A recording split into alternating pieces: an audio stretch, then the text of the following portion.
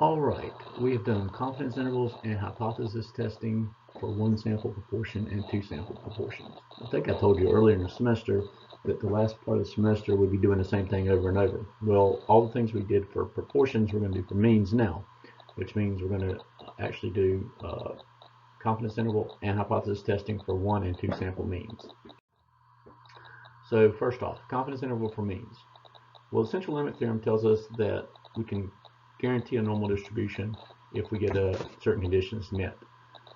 This is really only true when sigma is known, the population standard deviation. Many times we don't know that, and so we have to use the sample standard deviation, the S, to estimate that. So instead of using the normal distribution for means, we're going to use the t distribution. It's very similar to the normal, but it's going to use the t statistic for means, and we use the z for proportions. So make sure anytime you're using means, inference for means, you're going to use the t.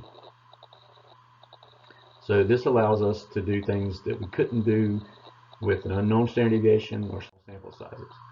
So here are characteristics of the t distribution. Well, it's symmetric and bell-shaped. Well, that's normal, somewhat normal. It's actually just a little flatter in the middle and a little thicker on the ends than a normal distribution. This is a new thing that we're doing now, which is the degrees of freedom. This is really important. This is always 1 minus sample size minus 1. So if we have small degrees of freedom, the curve's flatter, thicker on the ends, and as we get a bigger sample size, it gets closer and closer to being normal. In fact, the infinite degrees of freedom, if we take an infinite sample size, it is normal. So you can see the lower curve here is the t curve. When doing confidence interval and hypothesis testing for means, the procedure is pretty much the same. I've already given you the actual procedure, but instead of using a z distribution, a normal distribution with z's, we use the t.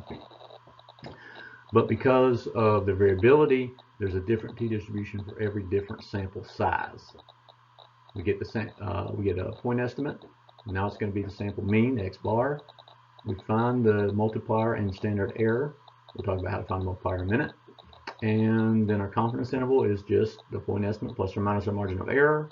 And there's the two things that go into our margin of error down at the bottom. Well, this value for t can be found using technology, a calculator, or a table.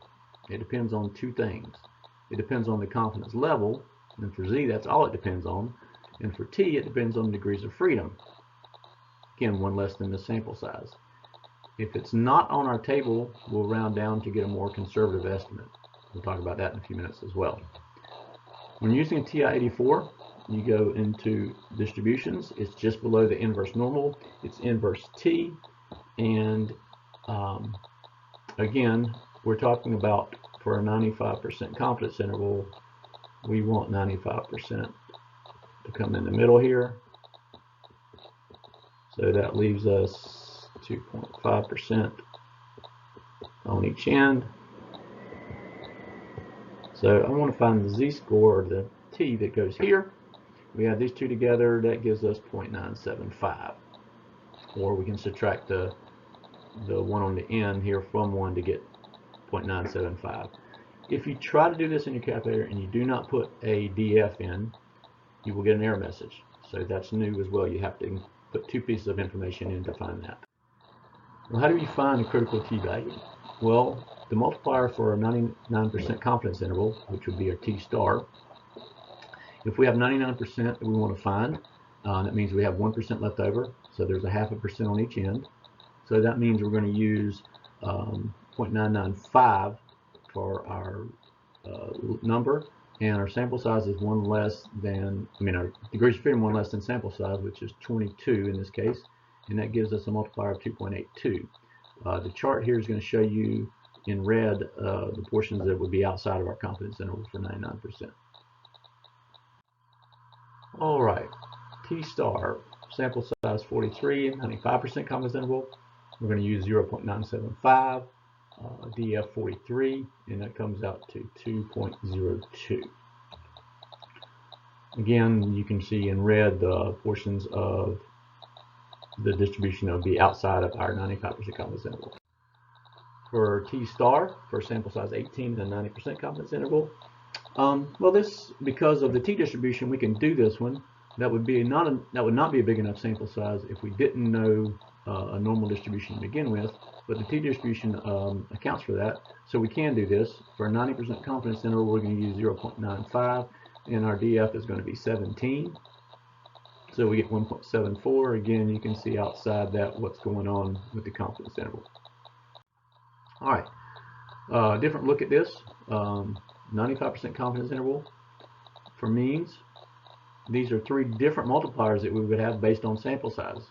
The black would be an infinite sample size, which would be the same as the normal distribution, which is 1.96.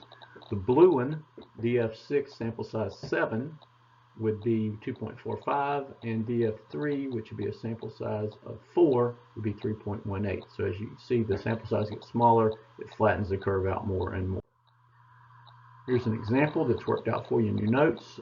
We sampled 30 cars, and mean speed, standard deviation, sample mean, sample standard deviation. We want a 95% confidence interval. Central limit theorem conditions, we don't always check those.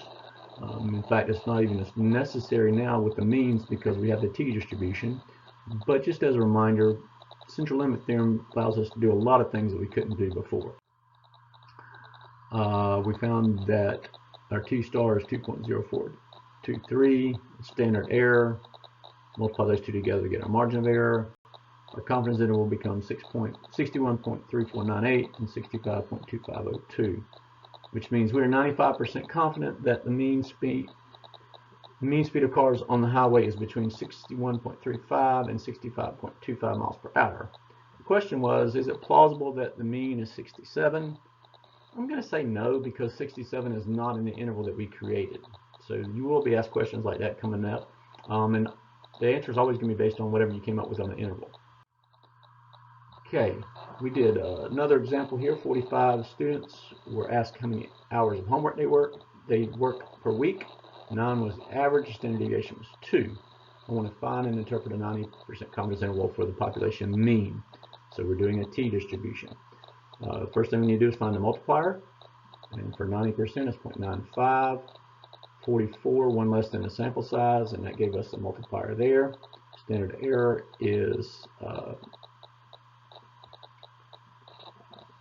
S divided by square root of N.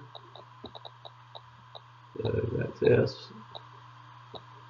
That's the square root of N. And our point estimate is X bar. And our confidence interval is the point estimate plus or minus our margin of error, which is this thing and this thing. And there's our confidence interval. So we are 90% confident that the true mean weekly homework hours for college students is between basically 8.5 and 9.5. And we're always going to make a statement like this to interpret our confidence intervals. 28 adults were found who were on this job training program. Their X bar is here, and S is here, and our sample size is 28. So for a 95% confidence interval, we're going to do 0.975, one less than the sample size, to get our multiplier. Standard error is 53 divided by the square root of 28. And our point estimate is our sample mean again. Confidence interval is as we've always done. I rounded this confidence interval off to 2 decimal places here because we're talking about money and dollars and cents. So we're 95% confident that the true mean weekly wages for workers in this program is between $383.47 and $424.53. All right, one more. 75 college students. Good idea to make sure you identify what you're talking about. 75 college students, and this is my X bar, and this is my S. Always make sure you know what these different ones are. So again, we're doing a confidence interval for means. We have to find a T. Inverse T for 90% is 0.95. One less than the sample size is DF here. You get 1.6657. We have a standard error, and we have the point estimate that we started with. Some we come up with a confidence interval of 6.4569 and 7.2031. Interpret it. We're going to say we are 90% confident that the true mean nightly hours of sleep for college students is between those two numbers. You will get points for actually doing the interpretation, so make sure you always do that in terms of the problem. So when we're doing means problems now, they're essentially the same as they were for proportions. We just have this t distribution now that we have to have an extra step to actually calculate the t value. There's a separate video that I have provided on the inverse t table on how to actually find the t value from a table if you do not have it available on your calculator, or if you choose to use the table. Either one of those is acceptable. So you can look at that on a separate recording.